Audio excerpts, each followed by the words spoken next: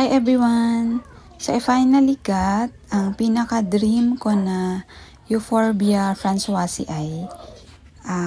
Na-unbox ko na to siguro mga 2 days ago. So ayan. Ito talaga yung gustong-gusto ko dati pa. Ano siya? Teka, ayaw niya mag-focus. Ano kasi guys eh. Ang aga dumilim ngayon. Kaya ano, teka lang ha. Ayan, nag-focus na siya. May pagka-pink to guys, tapos kulot-kulot. Ayan, siguro kasi madilim na, hindi masyadong makita ang kanyang color. So again, this is from Plantaholic Garden sa Facebook.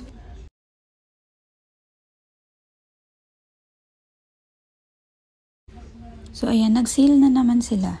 Ano kasi yung nila guys, yung Françoisii ay kakaiba. Ito naman yung isa, may pagka-pink din siya and light green. Yan, ang ganda din nito.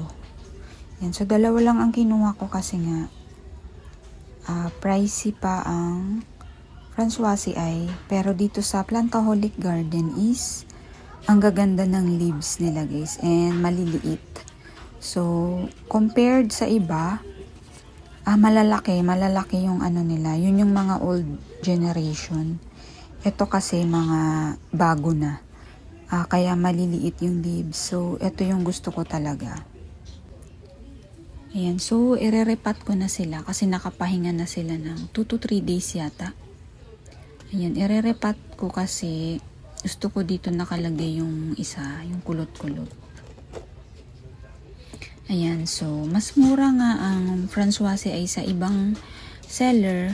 Pero hindi ko type yung kanilang leaves. Bukod sa malalaki, iba yung kulay.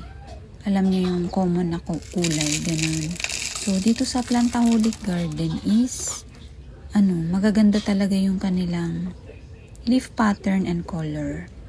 So, napakadaming iba-ibang type ng Françoisii. May mas maliliit pa na leaves dito guys. Miniature talaga, as in maliliit. Pero mas mahal yun. Kaayusin natin. Meron ding spoon type, yung nakascoop siya. Ganon. So eto, naka-sale. Nag-aabang din talaga ako ng sale. Kasi pag regular price, masyadong mahal. So matagal na ako nag-aabang ng pink. So ayan. Ililipat ko lang siya guys dito sa isang pot. Yung lupa niya is gagamitin ko. Kukunti yung ugat niya, oh. Siguro kasi maliit siya.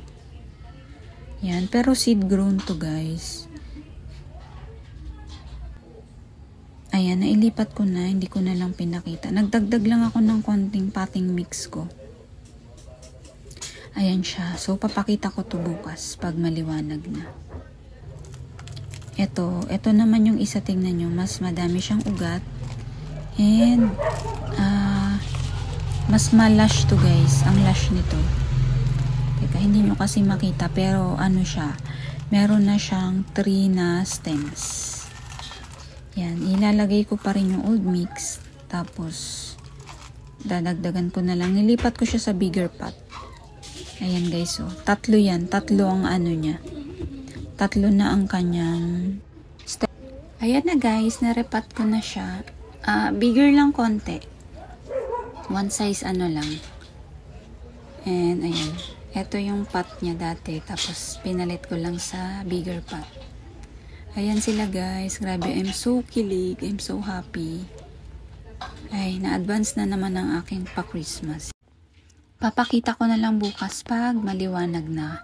Para makita nyo yung kanyang totoong kulay. Good morning. Ayan. Makita nyo na ang ganda nila. Ayan siya guys. Tingnan nyo. Ma-pink talaga tong maliit. Ayan yung kanyang pot. And green ang kanyang lining. Ganyan siya guys. Light pink. So, para din siyang may pagka-silver.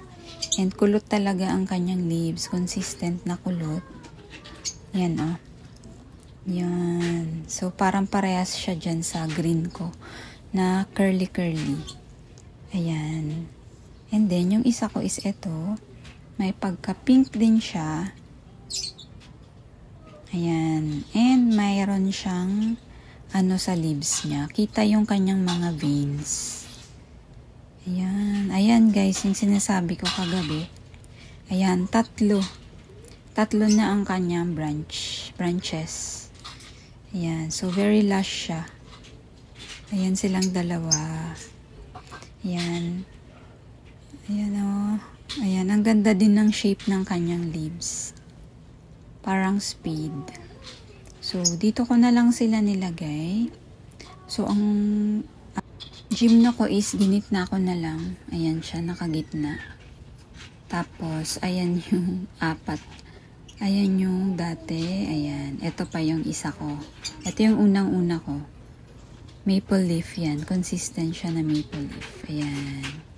So, white na lang yung gusto ko. White. Pero siguro, hindi pa ngayon. Siguro next year, end of next year, ganun na lang. So, shinare ko lang guys yung happiness ko dito sa Francoise. Ang gaganda ng leaves, iba-ibang kulay, and iba-ibang pattern, and napakadaling alagaan. So, sa mga gustong mag-alaga ng Euphorbia Francoise, mag-abang-abang kayo guys ng mga sale. Meron kasi yan. So, pero kung marami naman kayong pera, why not? Pero ako nag-aabang lang talaga ako sa mga super duper sale. So, thank you guys for watching. See you again next time.